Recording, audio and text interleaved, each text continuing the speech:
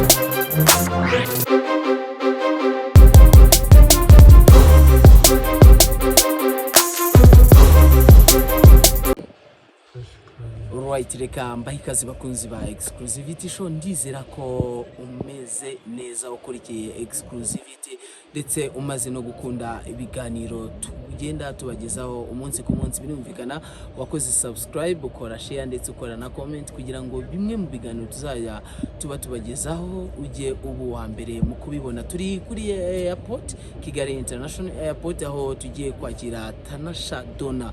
Tanasha Dona yabaye umuhanzi ariko mu kumumenya twamumenye ari kupritwika nk'umugore wa Diamond cyangwa se umusheri we, baza no kubyarana ariko baza gutandukana. Nyuma yo gutandukana yaje kujya mu muziki, aba hosta mwiza. Kenya, Tanzania, East Africa iramuzi, ariko n'ubwa mbere agiye kugera mu Rwanda ndetse akaba abura umwanya muto kugira ngo agere hano I Kigali. Twebwe tuje nka exclusivity kugira ngo tubereke uko bimeze. Amakuru yose twabonye ko yakiriwe na Kigali Protocol, company ikomeye mu Rwanda mu kwakira abahanzi byamamare bitandukanye ndetse igakora no mu nama zikomeye hano mu Rwanda ndetse ikaba afite amashami ahantu hatandukanye mu mpande z'isi. Tanasha Dona rero uyu mukobwa numwe mu bakobwa beza bari muri East Africa, bari mu karere ndetse akaba ageze hano nk'ubwa mbere mu Rwanda. Azataramira muri Big Club ndetse na The Big Hotel, ni The Big Lounge na The Big Hotel, ni hoteli zigezweho hano mu mujyi wa Kigali. The Big Lounge bahariya I Nyamirambo, hanyuma B Hotel ikaba I Nyarutarama.